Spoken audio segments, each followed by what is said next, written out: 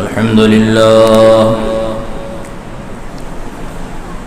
لله رب العالمين، والصلاة والسلام على أشرف الأنبياء والمرسلين وعلى آله وأصحابه أجمعين. أما بعد، فأعوذ بالله من الشيطان الرجيم. بسم الله الرحمن الرحيم. قل هو الله أحد الله الصمد لم يلد ولم يولد ولم يكن له كفوا أحد. آمنت بالله صدق الله مولانا العظيم وصدق رسوله النبي الأمين الكريم، ونحن على ذلك لمن الشاهدين والشاكرين والحمد لله رب العالمين. بارگاہ رسالت مآب صلی اللہ علیہ وسلم میں نہایت ادب و احترام کے ساتھ ہدیہ درود و سلام پیش کریں. اللہم صلی علی سیدنا و نبینا مولانا محمد معدن الجود والکرم وعلی آلہ واصحابہ وسلم. صلاۃ و سلام علیکہ یا رسول اللہ، صلاۃ و سلام علیکہ یا حبیب اللہ.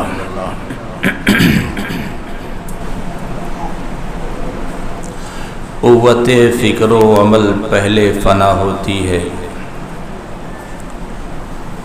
قوت فکر و عمل پہلے فنا ہوتی ہے، پھر کسی قوم کی عظمت پہ زوال آتا ہے.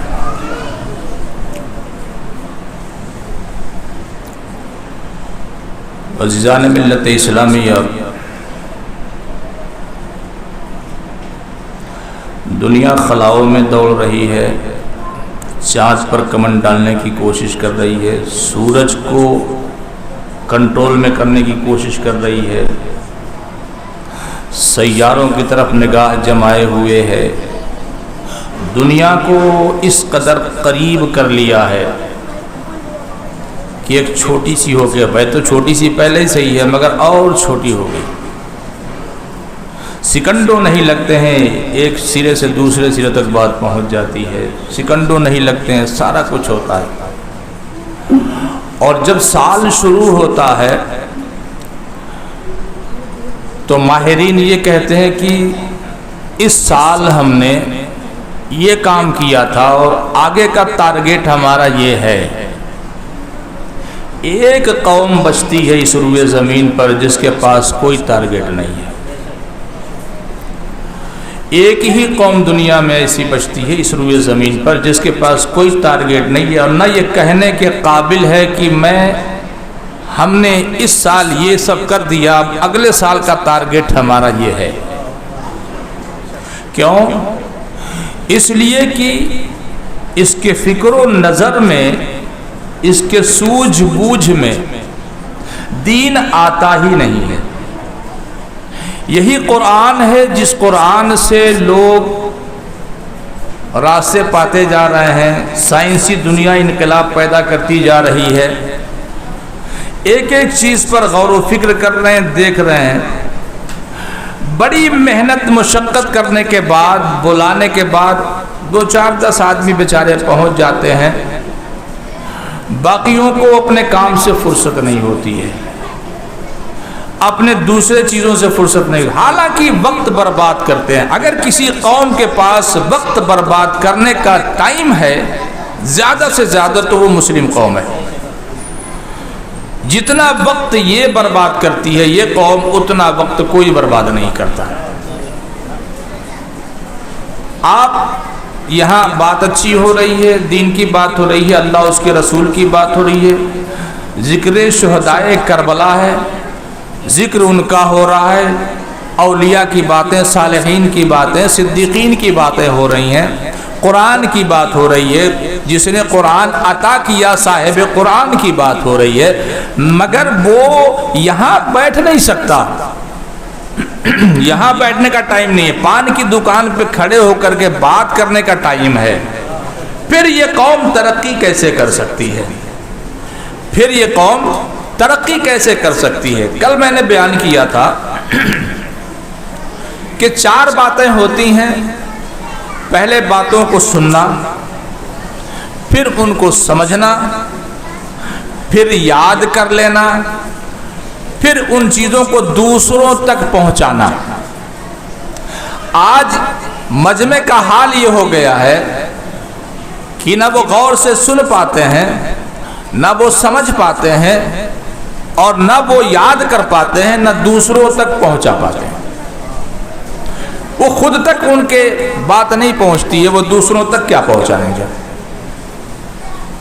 سیدنا ابو ہریرہ رضی اللہ تعالی عنہ آقا کریم صلی اللہ علیہ وسلم سے ارشاد فرماتے ہیں، یا رسول اللہ صلی اللہ علیہ وسلم. اب سوچئے کتنی غور سے باتیں سنتے رہے ہوں گے. فرماتے ہیں، یا رسول اللہ، میں باتیں سنتا ہوں حضور، یاد نہیں رہ جاتی. سنتا ہوں مگر یاد نہیں رہ جاتی. تو آقا نے فرمایا، ابو ہریرہ اپنی چادر بچھا دو. جب چادر بچھا دیا تو آقا کریم صلی اللہ علیہ وسلم نے دونوں ہاتھوں کو جوڑا اور جوڑ کر کے اس چادر پہ ایسے کیا. 3 بار اپنے ہاتھوں کو اس طرح جوڑا اور اس طرح کر دیا اور فرمایا، ابو ہریرہ چادر کو سمیٹ لو، اٹھا لو. انہوں نے سمیٹ لیا، اٹھا لیا. دنیا نے دیکھا کہ نبی کے دست قدرت میں تو سب کچھ تھا، اللہ کی عطا سے ساری کچھ تھی، لیکن بظاہر ظاہر طور پر آقا کریم صلی اللہ علیہ وسلم کے دست مبارک میں کچھ تھا ہی نہیں. صرف یوں جوڑا اور چادر کی طرف ایسے کر دیا. تو دنیا نے یہ دیکھا کہ جس چادر پر کیا اس پر بھی کچھ نظر نہیں آیا، اور ہاتھ اس طرح کیا اس ہاتھ میں بھی کچھ نظر نہیں آیا. اور پھر فرمایا، سمیٹ لو اسے اور سمیٹ کے اپنے سینے سے لگا لو. حضرت ابو ہریرہ چادر سمیٹتے ہیں اور سینے سے لگا لیتے ہیں. ارشاد فرماتے ہیں کہ وہ دن گیا، اس کے بعد مجھے کوئی بات ایسی نہ تھی کہ جو یاد نہ رہی ہو، ہر چیز یاد ہو جاتی تھی. جو سنتا تھا اسے یاد کر لیتا تھا. بات یہ سمجھ میں آئی کہ ہمارے اور آپ کے آقا صلی اللہ علیہ وسلم کو بھی یہ منظور یہی ہے کہ میری امت باتوں کو غور سے سنے، سمجھے، یاد کرے اور پھر دوسروں تک پہنچا دے. اس لیے جب سنے گا، سمجھے گا، یاد کرے گا تب نہ پہنچائے گا. تو آپ بھی یہی چاہ رہے ہیں. تو چونکہ توحید و رسالت کی بات چل رہی ہے، گفتگو اسی پر ہوگی. نصارہ اور یہود نے عیسیٰ علیہ السلام کو خدا کا بیٹا کہا. نصارہ نے حضرت عزیر علیہ السلام کو یہودیوں نے کہا. کچھ نے موسیٰ علیہ السلام کو بھی خدا کا بیٹا کہا. قرآن خود کہتا ہے، وقالت الیہود عزیر ابن اللہ وقالت النصارى المسیح ابن اللہ. بات کو توجہ سے سنیے گا اور یاد کرنے کی کوشش کیجیے گا. آخر خدا کا بیٹا کیوں کہا؟ سیدنا عیسیٰ علیہ السلام کو خدا کا بیٹا کیوں کہا؟ اس لیے کہا کہ معجزات دیکھے انہوں نے. یہ دیکھا کہ حضرت عیسیٰ علیہ السلام مردوں کو زندہ فرما دے رہے ہیں، مٹی کا پرندہ بنا رہے ہیں اور اس پر پھونک مارتے ہیں تو وہ اڑ جاتا ہے. برس زدہ ہے، کوڑ ہے بدن پر، تو ہاتھ پھیرتے ہیں اس کا برس ٹھیک ہو جاتا ہے. نابینا ہے، نابینا ہے تو اسے آنکھ عطا ہو جا رہی ہے، بینائی مل جا رہی ہے. یہ کون کر رہا ہے؟ حضرت عیسیٰ علیہ السلام کر رہے ہیں. قرآن پڑھیے پتہ چلے گا. فرماتے ہیں کہ میں مردوں کو زندہ کر دیتا ہوں. کیا کریں؟ احیی الموتا، میں مردوں کو زندہ کرتا ہوں.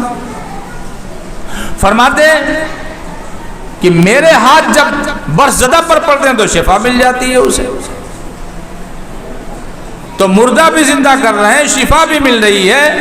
نابینا مادرزاد جو نابینا ہے، اندھا ہے، اسے آنکھیں مل جا رہی ہیں، اکھیارا ہو جا رہا ہے، اور مٹی کا پرندہ بنا کر کے پھونک مارتے ہیں، اڑ جا رہی ہے وہ۔ تو انہوں نے دیکھا تو کہا کہ خدا یہی ہو سکتے ہیں، یا خدا یہ کام کر سکتا ہے۔ ان کے نزدیک تھا یہ، وہ کر رہے تھے اس طرح کی حرکتیں، کہا یہ کام تو خدا ہی کر سکتا ہے یا خدا کا بیٹا کر سکتا ہے۔ تو انہوں نے کیا کہا؟ یہ خدا کے بیٹے ہیں۔ کیا دیکھا؟ معجزہ دیکھا۔ کچھ نے حضرت عزیر علیہ السلام کو کہا خدا کا بیٹا، تو کسی نے موسیٰ علیہ السلام کو کہا خدا کا بیٹا۔ تو معجزات دیکھ کر کے کہ مردہ زندہ کرنا یہ خدا کا کام ہے، تو جو یہ کام کر رہا ہے وہ خدا ہے یا خدا کا بیٹا ہے، شفا دے رہے ہیں۔ اب ان کے پاس یہ تھیوری نہیں تھی، یہ بات نہیں تھی، لیکن وہ اس بات کو لے کر کے خدا کا بیٹا کہہ رہے ہیں۔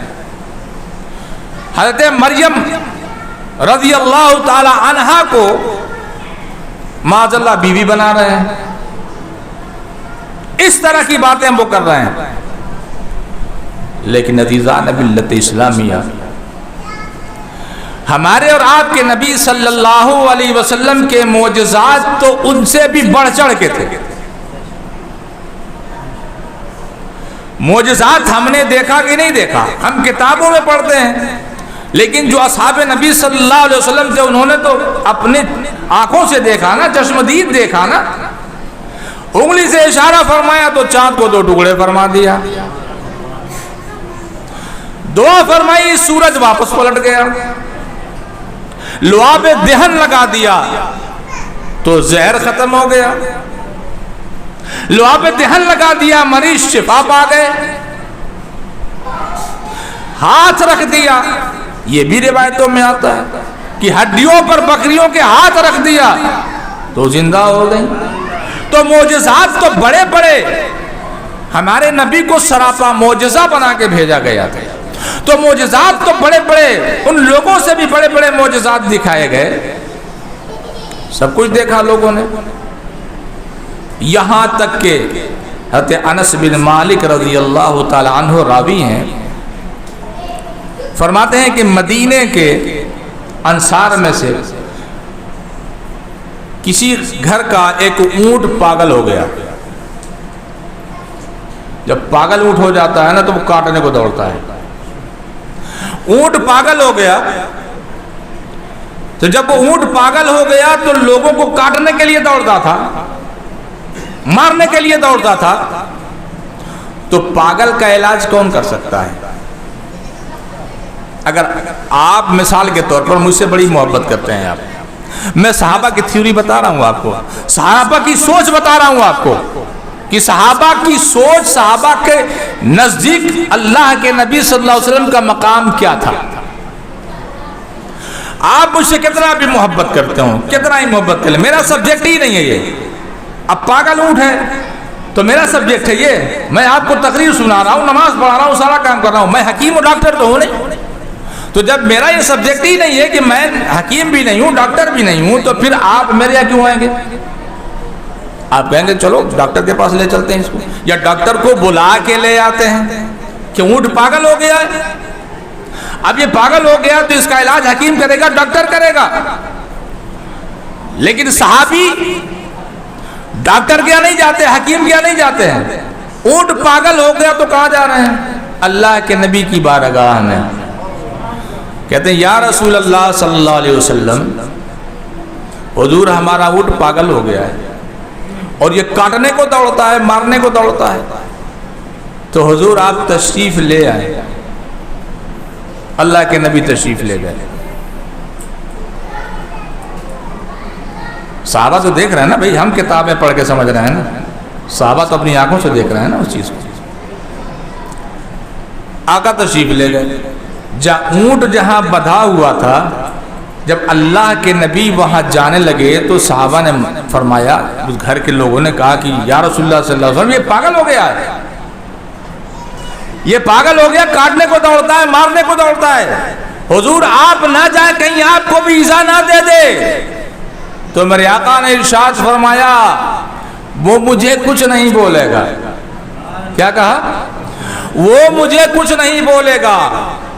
اور دنیا نے دیکھا، صحابہ موجود ہیں، دیکھا کہ آقا کریم جب اونٹ کے قریب پہنچے، میرے اور آپ کے نبی صلی اللہ علیہ وسلم جب اونٹ کے قریب پہنچے تو اونٹ فوراً اپنے دونوں پیروں پر جھکا اور سر آپ کے پیروں کے ساتھ لگا کر کے سجدہ کرنے لگا. اللہ کے نبی صلی اللہ علیہ وسلم نے اس کے بالوں سے پکڑا، جو سر کے اوپر چھوٹے سے بال ہوتے، چوٹی سے پکڑا، پکڑ کر کے فرمایا صحابی سے لے جاؤ، اب یہ کچھ نہیں کہے گا.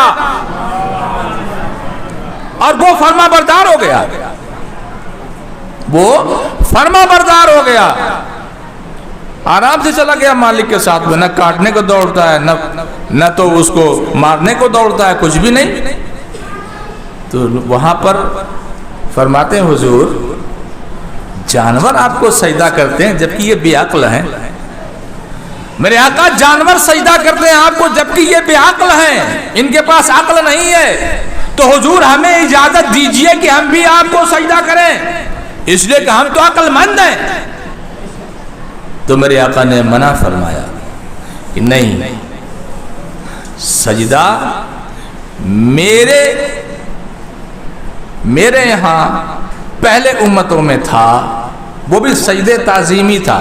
اس بات کو ذرا خیال رکھیے گا، سجدے تعظیمی تھا، سجدے عبادت نہیں. سجدے عبادت ہر دور میں اللہ کے لیے تھا، سجدے تعظیمی تھا. لیکن آقا فرماتے ہیں کہ یہ سجدے تعظیمی بھی میرے دین میں حرام کر دیا گیا ہے. کسی مخلوق کو نہیں، تعظیمی بھی نہیں کیا جا سکتا، یہ حرام اور ناجائز و گناہ ہے، اس لیے منع فرما دیا. حضرت مولا علی کرم اللہ وجہہ الکریم ارشاد فرماتے ہیں کہ میں آقا کے ساتھ جا رہا تھا، فرماتے ہیں میں نے دیکھا کہ جس درخت سے نبی گزرتے ہیں ٹہنیاں جھکتی ہیں اور کہتی ہیں الصلاۃ والسلام علیک یا رسول اللہ. پتھر سلام کر رہے ہیں، درخت سلام کر رہے ہیں اور سجدے میں جا رہے ہیں، جھک رہے ہیں. بکریاں سجدے میں جا رہی ہیں. یار پاگل اونٹ ہے، سجدے میں چلا گیا. بکری پاگل ہو گئی، سجدے میں چلی جا رہی ہے. تو شجر و حجر پہچانتے ہیں اور تمام کے تمام آقا کو پہچانتے ہیں.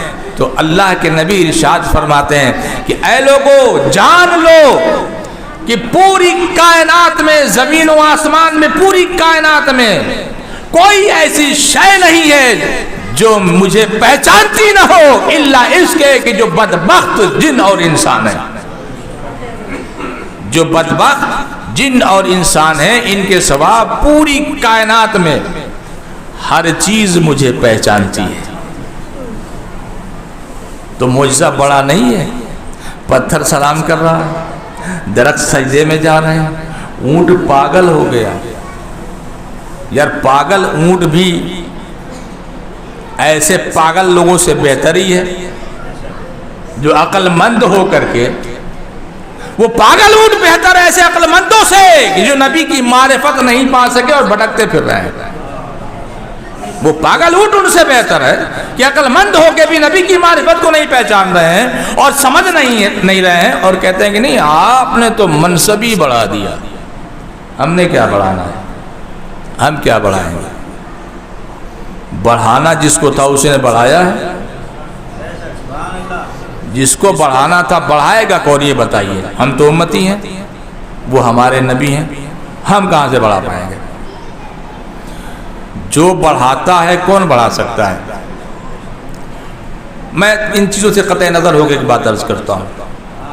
مثال کے طور پر کوئی گورنمنٹی محکمے کا آدمی ہے اور بہت چھوٹے پوسٹ پر ہے. اب اگر اس کا پوسٹ بڑھانا ہوگا تو کون بڑھائے گا؟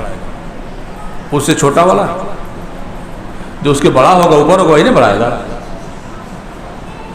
تو جو اس کے اوپر ہوگا وہ بڑھائے گا. امام بوصیری رحمۃ اللہ علیہ اپنے قصیدہ بردہ شریف میں کیا فرماتے ہیں؟ کہتے ہیں کہ وہ مت کہنا نبی کو، یہ بارڈر لائن ہے، وہ مت کہنا جو نصارہ کہتے تھے اپنے نبی کو، وہ مت کہنا، باقی جتنی تعریف کر سکتے ہو سب کر جاؤ. سب نے قلم اٹھایا، سب نے نبی کی نعتیں لکھی، سب نے سب کچھ لکھا، لیکن آخر میں کیا کہا؟ بلغ العلا بکمالہ، کشفت دجا بجمالہ، حسنت جمیع خصالہ، صلو علیہ وآلہ۔ سارا کچھ کہا کہ نہیں کہا؟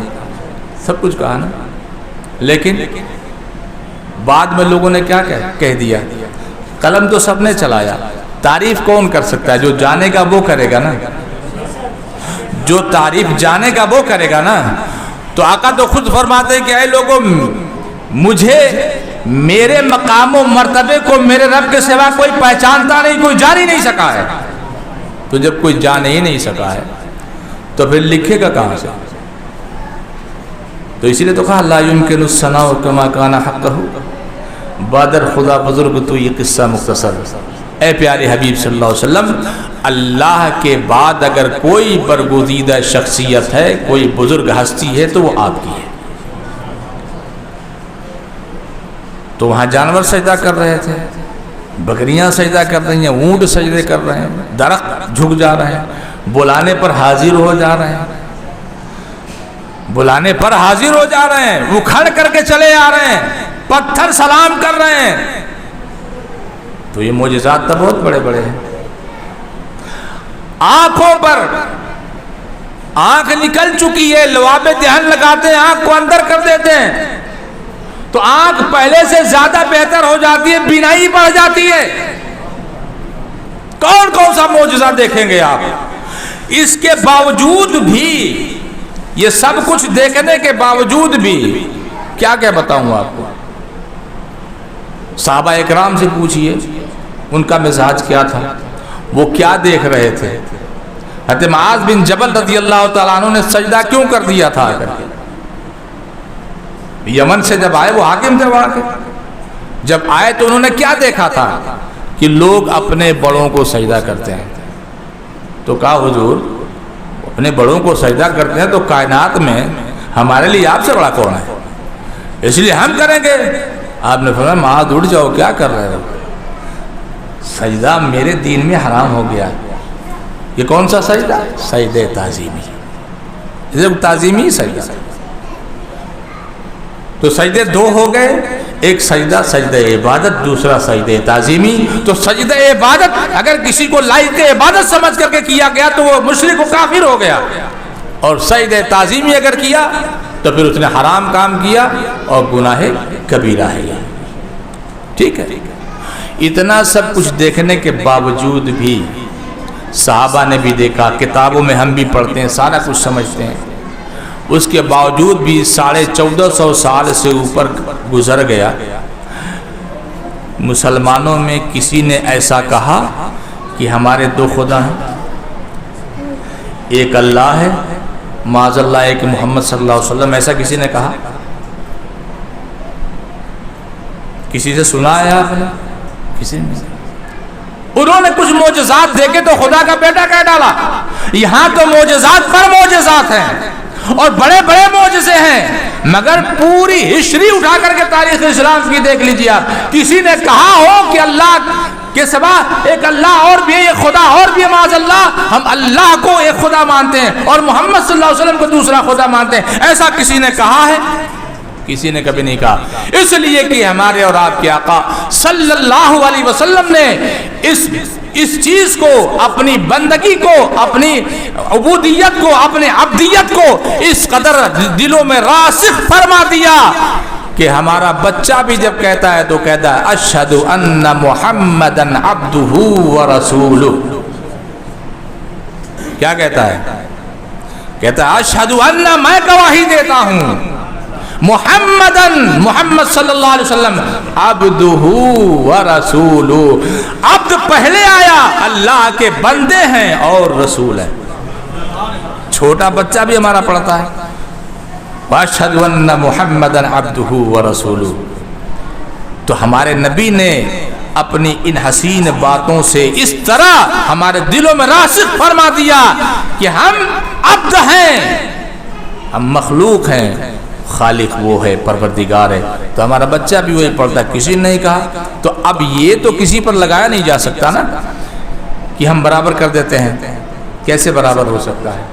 دنیا نے دیکھا نہ دیکھا کوئی مسئلہ نہیں ہے، لیکن آپ قرآن پڑھتے ہیں، آپ حدیث پڑھتے ہیں، آپ کو پتہ ہے نبی کریم صلی اللہ علیہ وسلم زمین سے خانہ کعبہ سے چلے، حرم سے چلے، بیت المقدس گئے، وہاں سے پھر اوپر کا سفر ہوا کہ نہیں ہوا؟ پہلے آسمان سے اوپر گئے کہ نہیں گئے؟ دوسرے سے اوپر گئے، تیسرے سے اوپر گئے، چوتھے سے اوپر گئے، پانچویں چھٹے ساتویں سے بھی اوپر گئے، سدرۃ المنتہا سے بھی اوپر گئے۔ بعض کے لیے تو سدرۃ المنتہا ہی بہت ہے، وہی انتہا ہے، تو مقدس تو سدرۃ المنتہا بھی ہے، پھر بیت المعمور بھی ہے، تو بیت المعمور سے بھی اوپر گئے نا، یہ فرشتوں کا کعبہ ہے۔ ٹھیک بیت المعمور کے ٹھیک نیچے اگر کوئی چیز گرائی جائے تو خانہ کعبہ کے چھت پر گرے گی، ٹھیک بیت المعمور کے نیچے خانہ کعبہ ہے، تو بیت المعمور سے بھی اوپر، سدرۃ المنتہا سے بھی اوپر، پھر عرش سے بھی اوپر لا مقام ہے، ثم دنا فتدلا فکان قاب قوسین او ادنا، اس مقام پر نبی پہنچے ہوئے جو ساری چیزیں آپ کے پائے مبارک کے نیچے ہیں، ساری کائنات نیچے ہے، کل کائنات نیچے ہے، قدم مبارک آپ کا ان سب سے اوپر ہے۔ اب اگر کوئی ذات آپ سے اوپر ہے تو رب کائنات کی ہے، اس لیے کہ آپ تو عرش سے بھی اوپر گئے۔ ثم دنا فتدلا فکان قاب قوسین او ادنا، قریب ہوئے تو آپ ان سب سے اوپر چلے گئے، تو اس سے اوپر کیا رہا؟ اس سے اوپر کس کا مقام رہا؟ کون رہا؟ تو اب اس سے اوپر وہ ہے جو سب سے اوپر ہے، خالق ہے، جس نے سب کو پیدا کیا، معبود ہے، جو لائق عبادت ہے۔ تو وہاں تک پہنچ گئے، سب نے پڑھا بھی سنا بھی، اور آقا نے بتایا بھی ان چیزوں کو، تو پھر بتا دیا کہ یہ بارڈر لائن ہے، یہ بارڈر لائن ہے، اس سے اوپر میرا رب ہے، میرا رب اس سے اوپر ہے، اس لیے معبود نہیں ہو سکتے، میں عبد ہوں، مگر کائنات میں جو کچھ بھی ہے، اسی لیے اعلیٰ حضرت عظیم برکت فرماتے ہیں، اسی لیے آپ نے اپنے اشعار میں فرمایا کہ اے لوگو، وہ یہ کہنا چاہ رہے ہیں کہ لیکن رضا نے ختم سخن اس پہ کر دیا، لیکن رضا نے ختم سخن اس پہ کر دیا، خالق کا بندہ خلق کا آقا کہوں تجھے، خالق کا بندہ خلق کا آقا کہوں تجھے۔ یا رسول اللہ صلی اللہ علیہ وسلم، آپ خالق کے بندے ہیں مگر خلق میں تمام لوگوں کے آقا ہیں، ہر چیز کے آقا ہیں، اس لیے تو ساری چیزیں بات بھی مان رہی ہیں، سب کچھ ہو رہا ہے، تو مقام و مرتبہ ہم کیا بلند کر سکتے ہیں؟ رب نے فرمایا وَرَفَعْنَا لَكَ ذِكْرَكَ، اور ورفعنا میں ایک چیز ہے جو نا جو ہے، ورفعنا، یہ جو نا ہے نا، ایک ہوتا ہے متکلم، ایک ہوتا ہے جمع متکلم۔ میں اس میں گفتگو اس میں نہیں کروں گا، بالکل آسان سادہ ہی کر رہا ہوں۔ تو اگر یہ کہتا رفع تو میں نے بلند کیا، نہ،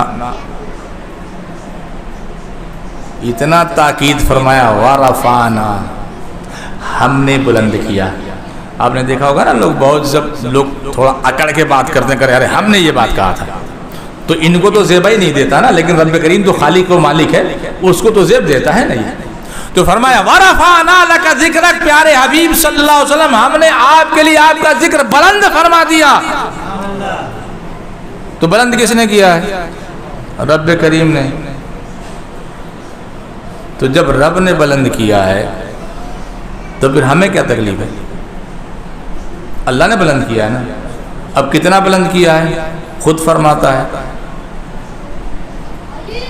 وَلَلْآخِرَةُ خَيْرٌ لَكَ مِنَ الْأُولَىٰ، پیارے حبیب صلی اللہ علیہ وسلم آپ کا تو ہر آنے والا دن مقام و مرتبہ آپ کا بڑھتا ہی جا رہا ہے، تو مقام و مرتبہ ہر آنے والے دن میں بڑھتا ہی چلا جا رہا ہے، تو جب بڑھتا ہی چلا جا رہا ہے تو کتنا بڑھ رہا ہے؟ ہم کون ہوتے ہیں بھائی؟ آپ نے بہت سے ترازو دیکھیں گے، یہاں بہت سارے ترازو رکھے رہتے ہیں، لیکن کبھی آپ نے ایسا ترازو بھی بنایا ہے یا سائنس والوں نے ایسا کوئی ترازو بنایا ہے؟ بڑے ترازو بنائے ہیں، 100 کلو 200 کلو 20 کلو 25 کلو 50 کلو، لیکن ایسا ترازو کسی نے بنایا جسے ہمالیہ پہاڑ تول لے؟ بنایا ہو تو بتا دیں۔ تو جب ہمالیہ پہاڑ تولنے پر ترازو نہیں بنا سکتا ہے تو جس کو رب نے بلند کیا اس کو کیا تولو گے؟ جس کو رب نے بلند فرما دیا اس کو کوئی کیا تولے گا؟ ذکر کو بلند کیا پھر کیا تولے گا کوئی؟ اب کتنا ہے کس کو پتا ہے؟ تو عزیزان ملت اسلامیہ، ہمارے نبی صلی اللہ علیہ وسلم کی جو معجزات ہیں ان کو دیکھ کر کے آج تک ہم انہیں مخلوق ہی مانتے ہیں، اللہ کا بندہ ہی مانتے ہیں اور رسول مانتے ہیں، نہ کوئی خدا کہنے کے لیے تیار ہے، نہ کوئی خدا کا بیٹا کہنے کے لیے تیار ہے۔ کیوں؟ اس لیے کہ ہمارے نبی صلی اللہ علیہ وسلم نے ہمارے اندر اس چیز کو راسخ فرما دیا ہے کہ میں عبد ہوں، اور اپنی عبدیت کو اس طرح راسخ فرمایا ہے کہ ایک چھوٹا سا بچہ بھی یہ کہنے کے لیے تیار نہیں ہے، اور سب یہی کہتے ہیں کہ اللہ کے بندے اور رسول ہیں۔ بارڈر لائن بتا دیا صحابہ نے بھی کہ یہی بارڈر لائن ہے، معبود نہیں کہہ سکتے، باقی جتنی مدح و سرائی ہو سکتی ہے سب کر سکتے ہیں۔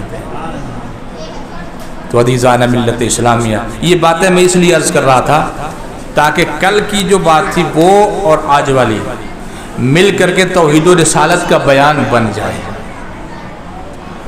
تو اللہ کے نبی صلی اللہ علیہ وسلم، اب یہ آپ نے باتیں سن لی ہیں، یہ ساری باتیں آپ نے سن لی، اب یہ سماعت فرما لیں کہ یہی نبی ہیں ہمارے آقا صلی اللہ علیہ وسلم۔ طائف کی گلیوں میں جب جاتے ہیں، طائف کی گلیوں میں جب جاتے ہیں، آپ انہیں دین کا پیغام دیتے ہیں، اللہ کے ایک ہونے کا پیغام دیتے ہیں، تو لوگوں نے مانا نہیں، اور یہی نہیں کہ مانا نہیں بلکہ شرارتی بچوں کو لگا دیا پیچھے کہ ان کو تنگ کریں، اور اس طرح تنگ کیا گیا، پتھر مارا گیا، یہاں تک کہ آپ لہو لہان ہو گئے اور آپ کا خون مبارک آپ کے نالین مبارک میں بھر گیا۔ اب اندازہ لگا لیجیے کتنی تکلیف دی گئی ہے۔ اسی لیے میرے آقا نے فرمایا کہ دین کے معاملے میں جب تمہیں تکلیف دی جائے تو مجھے یاد کر لینا، اس لیے کہ دین کے معاملے میں جتنا مجھے ستایا گیا، تنگ کیا گیا، اتنا کسی کو نہیں کیا گیا۔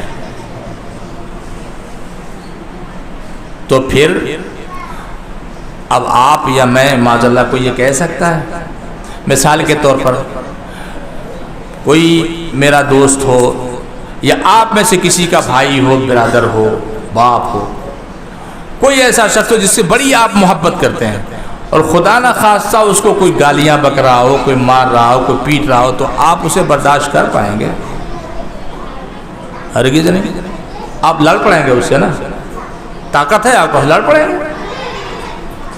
تو کبھی کبھی ایسا ہوتا ہے، اب میں اسی طرف جا رہا ہوں، کبھی کبھی ایسا ہوتا ہے کہ ہم پروردگار عالم کو بھی اس سطحی معاملات تک لانے کی کوشش کرتے ہیں اتار کر کے۔ جیسے مثال کے طور پر اب نماز پڑھ رہے ہیں، اب میں وہ ترجمہ کروں گا، نماز پڑھ رہے ہیں، روزہ رکھ رہے ہیں، سارا کچھ کر رہے ہیں، تکلیفیں آ گئیں، کہا یار میں تو نماز بھی پڑھتا ہوں، میں روزہ بھی رکھتا ہوں، سارے نیک کام بھی کرتا ہوں، میں ٹھیک ٹھاک سے چلتا بھی ہوں، غربا مساکین کی دیکھ بھال بھی کرتا ہوں، لوگوں کو کھلاتا پلاتا بھی ہوں، اخلاقیات بھی میرے اندر ہیں، سارا کچھ میں یار مجھے تو کچھ دکھتا ہی نہیں ہے اپنے اندر، تو پھر میرے ساتھ یہ تکلیف کیوں ہے؟ تو کیا اپنے رب سے ہم سودا کیے ہوئے ہیں؟ کیا ہم نے سودا کر کے رکھا ہوا ہے کہ میں نماز پڑھوں گا تو یہ چیز نہیں آئے گی، روزہ رکھوں گا یہ نہیں آئے گا، حج کروں گا یہ نہیں ہوگا، ایسا کچھ ہے؟ تو اللہ فرماتا ہے قل هو اللہ احد، پیارے حبیب صلی اللہ علیہ وسلم فرما دیجئے کہ وہ اللہ وہ ایک ہے، अल्लाहु समद, और एक तो है ही है बेनियाज भी है। क्या है? बेनियाज।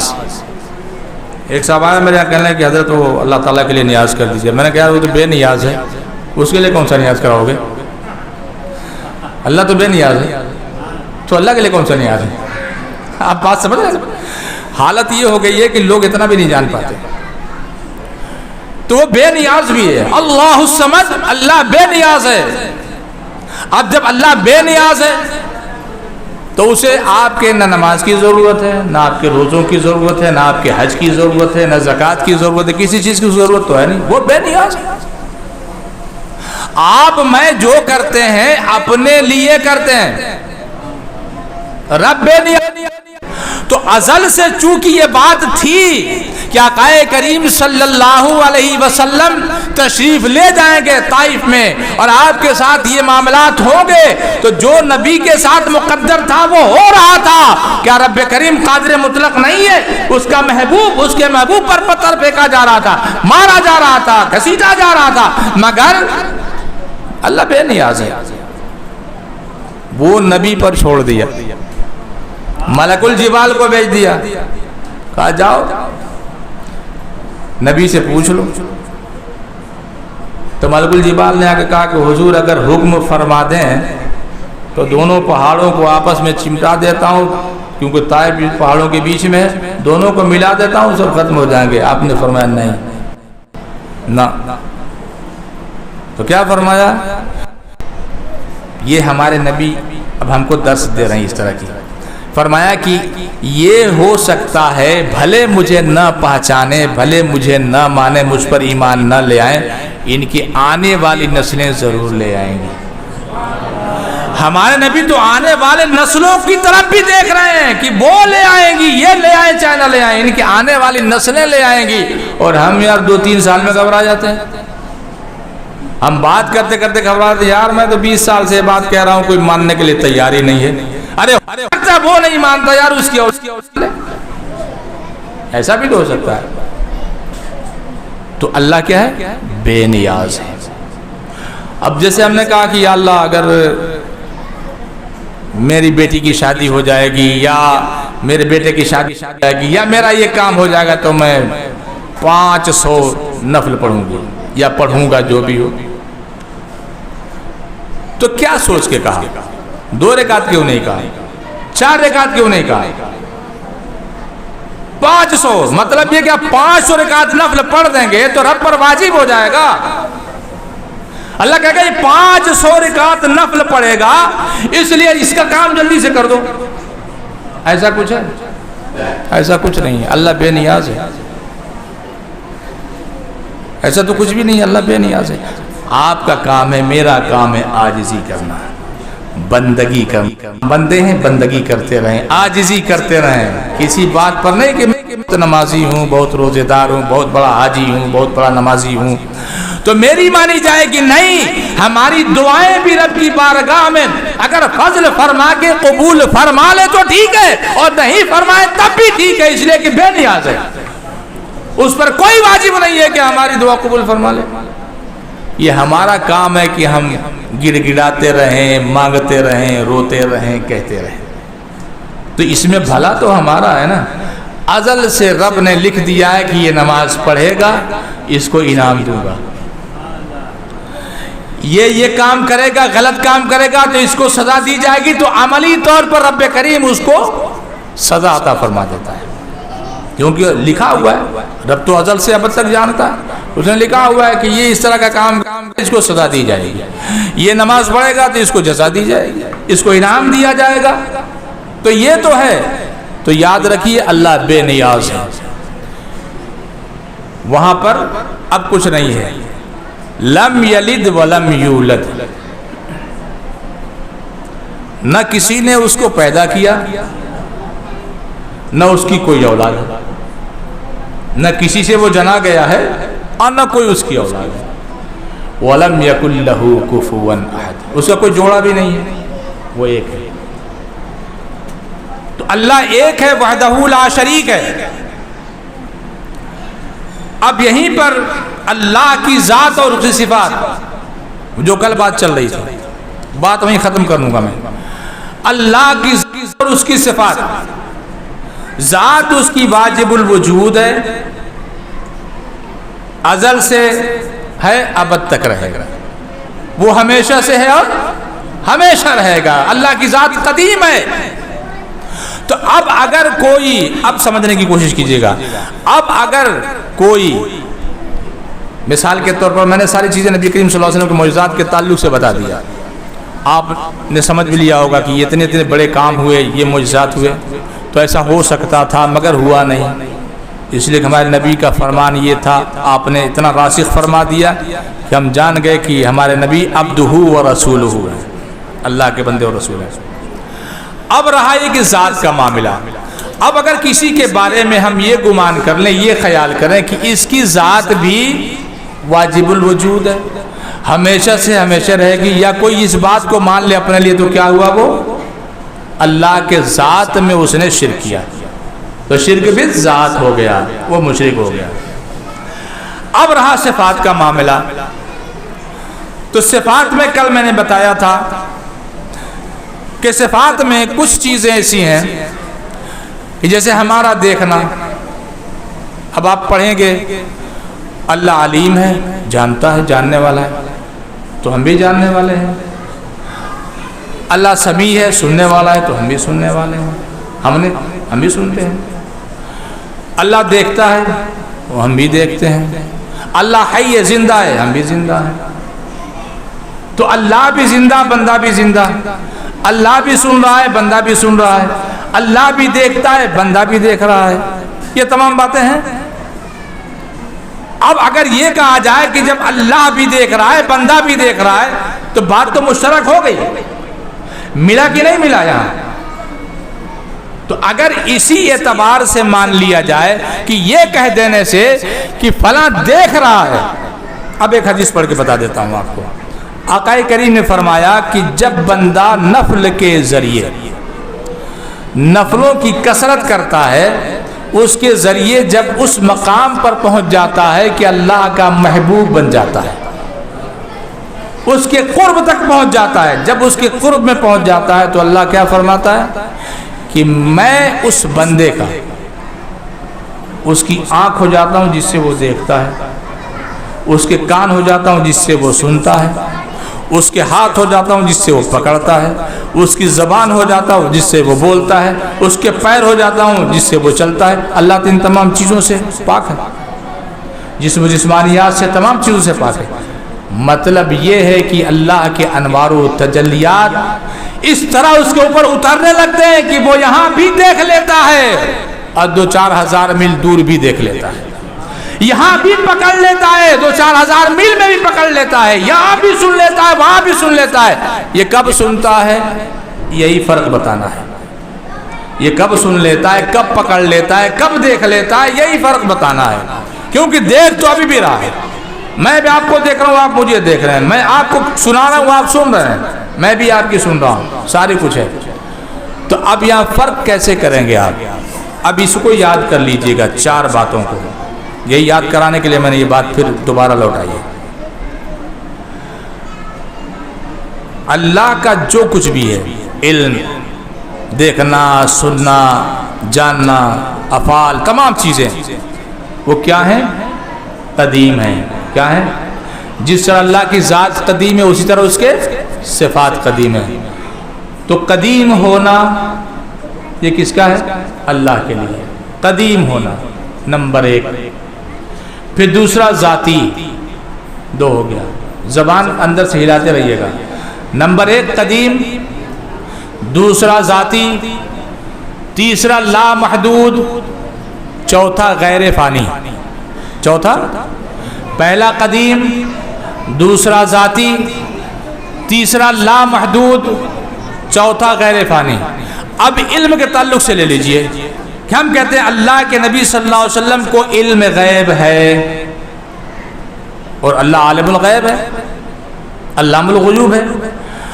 تو اب اگر علم غیب یوں کہہ دیتے کہ خود نبی کی ذات سے ہے،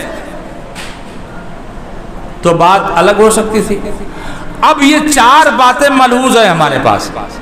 اللہ کا قدیم ہے، کیا ہے؟ قدیم ہے۔ اللہ کا علم قدیم ہے، جیسے اس کی ذات قدیم ہے اس کا علم قدیم ہے۔ اور نبی کا علم حادث ہے۔ اللہ کا علم ذاتی ہے، نبی کا علم عطائی ہے۔ اللہ کا علم لا محدود ہے، وہ کتنا دیکھ سکتا ہے، کیا دیکھ سکتا ہے، وہ سب لا محدود ہے۔ نبی کا دیکھنا سننا محدود ہے۔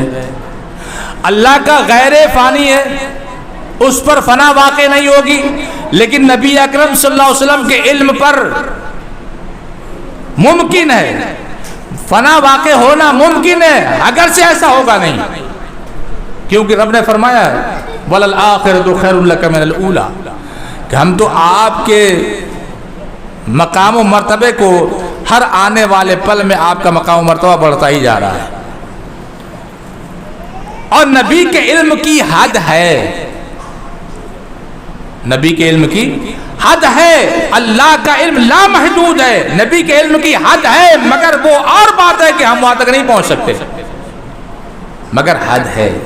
تو یہ 4 باتیں ملحوظ رکھ کر کے اگر ہم کسی کو علم مانتے ہیں، کسی میں عطا مانتے ہیں کچھ بھی، تو یہ 4 باتیں ملحوظ رکھ کے اگر مانتے ہیں تو یہ شرک سے باہر ہو جاتا ہے۔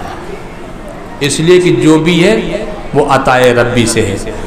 ہم دیکھ رہے ہیں رب کی عطا سے، ہم بول رہے ہیں رب کی عطا سے، ہمیں کوئی چیز کوئی دے رہا ہے رب کی عطا سے، یہ تمام باتیں رب کی عطا سے ہیں۔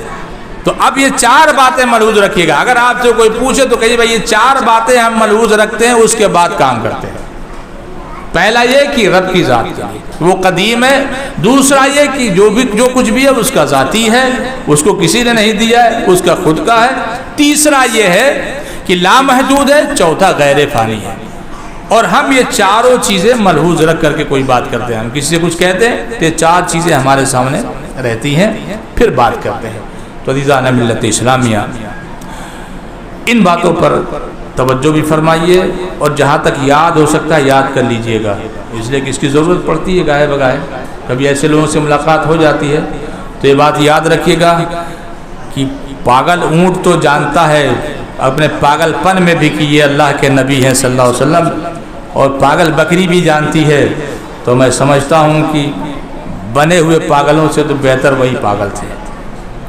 لہذا ہمارے نبی کی شان بہت اونچی ہے، بہت بلند ہے، اور اتنی بلند ہے کہ پوچھنا ہی نہیں ہے۔ بس یوں سمجھ لیجئے کہ لا یمکن الثناء کما کان حقہ بعد خدا بزرگ، تو یہ قصہ مختصر ایک بارڈر لائن ہے، اور یہی فرمایا ہمارے فقہاء و محدثین نے، صحابہ نے بھی اسی کو مد نظر رکھا۔ امام بوصیری رحمۃ اللہ نے اپنے قصیدہ میں بھی یہی کہا کہ جو نصارہ نے کہا وہ مت کہنا، یعنی معبود مت کہنا، باقی اس کے علاوہ جتنی مدح و تعریف کر سکتے ہو سب کچھ کر جاؤ، اس لیے کہ اللہ کے بعد اگر کوئی برگزیدہ ہستی ہے، کوئی برگزیدہ ذات ہے، اور سب کا آقا کوئی ہے تو آقا کریم سید عالم جناب محمد رسول اللہ صلی اللہ تعالی علیہ وسلم ہے۔